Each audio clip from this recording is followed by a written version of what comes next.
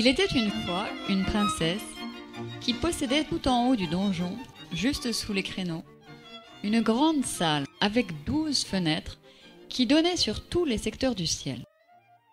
Et lorsqu'elle y montait et regardait par ces fenêtres, la princesse pouvait surveiller et embrasser du regard tout son royaume. Par la première fenêtre, sa vue était déjà plus pénétrante que celle de tous les autres humains. Mais elle y voyait mieux encore par la deuxième, et encore mieux par la troisième, et ainsi de suite, de mieux en mieux, jusqu'à la 12e fenêtre, d'où elle voyait tout ce qui se trouvait sur la terre et sous la terre, sans que rien pût lui échapper ou lui rester caché. Mais cette princesse était si orgueilleuse qu'elle ne voulait personne au-dessus d'elle, et qu'elle tenait à régner seule. Aussi avait-elle fait publier qu'elle ne serait épousée que par celui qui saurait se cacher d'elle, sans qu'elle pût le découvrir. Mais celui qui tenterait l'épreuve, si elle le trouvait, serait décapité et aurait sa tête fichée sur un pieu devant la porte du palais. Or, devant le palais, on pouvait voir déjà 97 têtes exposées sur autant de pieux. Et bien du temps passa sans que personne vînt encore se risquer. La princesse s'en félicitait et s'en réjouissait. « Désormais, je resterai libre toute ma vie, » pensait-elle. Mais voici que 3 frères arrivèrent devant elle, se présentèrent comme prétendants et lui dirent qu'ils désiraient tenter leur chance. Le premier fut l'aîné, qui se croyait sûr en allant se cacher dans une fosse à chaud, mais la princesse le découvrit dès la première fenêtre, le fit sortir de là et lui fit trancher la tête. Le second alla se cacher dans la cave même du château, mais elle le découvrit tout aussi aisément que l'autre, sans avoir à aller plus loin que la première fenêtre. Et c'en fut terminé pour lui. Sa tête coupée occupa le 99e pieu. Vint le tour du plus jeune, qui s'avança devant elle et qui lui demanda, comme une faveur, une journée de sursis, afin de pouvoir mieux réfléchir. Et encore qu'elle lui fit cadeau de 2 fois, si elle le trouvait. Mais à la 3e fois, si elle n'avait pas réussi, il n'aurait plus aucune raison de tenir à la vie. Il était si beau, et il lui avait fait sa demande avec tant de cœur, qu'elle lui dit « Je te l'accorde bien volontiers, mais tu ne réussiras pas. »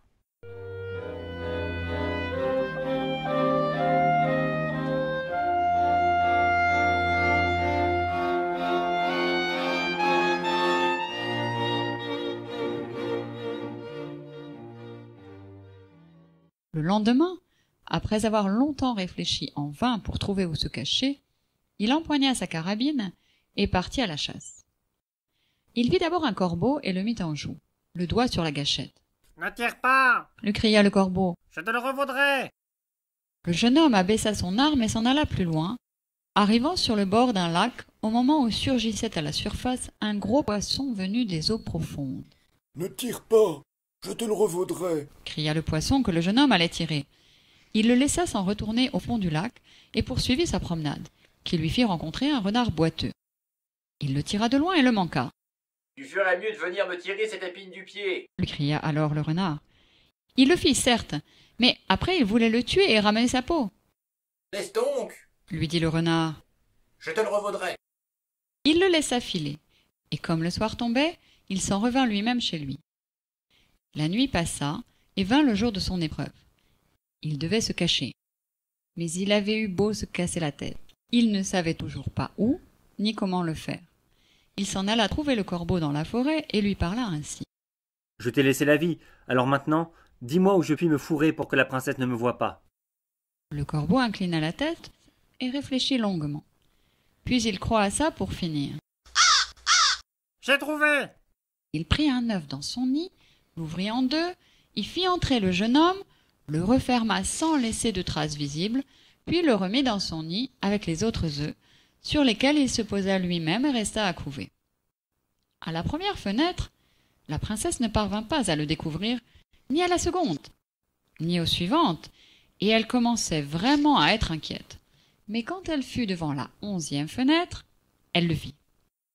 Elle fit abattre le corbeau, ramener l'œuf qui fut ouvert, et le jeune homme dut sortir. « Je te fais grâce une première fois, » lui dit-elle. « mais si tu ne fais pas mieux, tu es perdu. »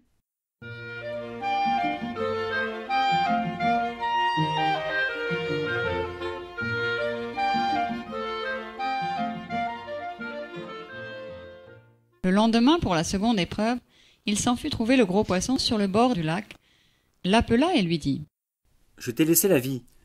Alors dis-moi où me cacher pour que la princesse ne me voie pas. » Après avoir longtemps réfléchi, le poisson finit par crier. Je sais. Il avala le jeune homme et redescendit au fond, tout au fond du lac, en l'emportant dans son ventre. La princesse alla devant ses fenêtres et ne le vit point. Elle passa avec une inquiétude croissante de l'une à l'autre et commença à s'affoler en ne le voyant pas non plus dans la 11e. Mais à la fin, tout à la fin, dans la 12e, elle le découvrit. Elle fit prendre et tuer le poisson, et le jeune homme réapparut au jour. Dans quel état moral il se trouvait, on peut facilement se l'imaginer. « Je te fais grâce une seconde fois, Lui dit la princesse. mais ta tête se retrouvera bientôt sur le 100e pieu. » Le dernier jour, avec le cœur qui lui pesait, il s'en alla dans la campagne et rencontra le renard. « Toi qui connais toutes les ruses, je t'ai laissé la vie. Lui dit-il. Trouve-moi un moyen de me cacher sans que la princesse puisse me découvrir. » Le renard fronça les sourcils, prit un air soucieux et avoua. Pas commode cette affaire. Pourtant, après mûre et profonde réflexion, il s'exclama. Ça y est, j'y suis. Il l'emmena jusqu'à une source où il commença par se plonger lui-même pour en ressortir sous l'aspect d'un montreur d'animaux. Puis, il fit s'y plonger le jeune homme à son tour, qui se trouva changé en un petit ouistiti. Le forain gagna la ville et y montra son étrange et charmante petite bête, attirant autour d'elle toute une foule d'admirateurs. La princesse elle-même y vint en dernier lieu, s'en amusa et y trouva tant de plaisir qu'elle l'acheta, et donna pour l'avoir beaucoup d'argent au montreur, qui glissa dans l'oreille du petit singe avant de le laisser partir avec elle. Quand la princesse ira regarder par ses fenêtres, fourre-toi vite sous son signon. Le moment venu, la princesse s'en alla devant ses fenêtres pour le chercher. Elle ne commença guère à s'inquiéter qu'après l'avoir cherché sans le voir, en regardant par la 11e fenêtre. Mais lorsqu'elle eut regardé dans la 12e sans le voir ni le trouver nulle part, la crainte et la fureur explosèrent en elle avec violence. Elle la claqua avec une telle rage qu'elle fit sauter en 1000 éclats les vitres de toutes les autres fenêtres et que le château lui-même en trembla jusque dans ses fondations. Comme elle s'en retournait, elle sentit soudain le ouistiti dans son chignon, le tira de là et le jeta par terre en criant « Psst, fiche le camp d'ici, et que je ne te revoie plus. »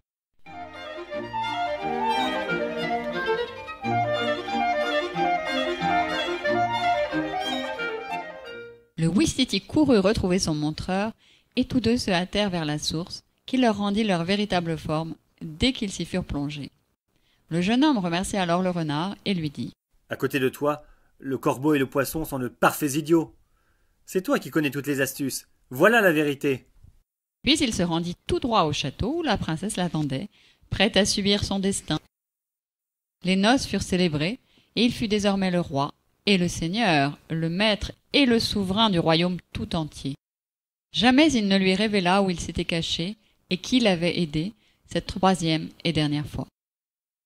Aussi la princesse crut-elle qu'il avait tout tiré de sa propre science et de la force de son art. « Cet homme en sait plus que toi. » pensait-elle, et elle avait pour lui autant de respect que de haute considération.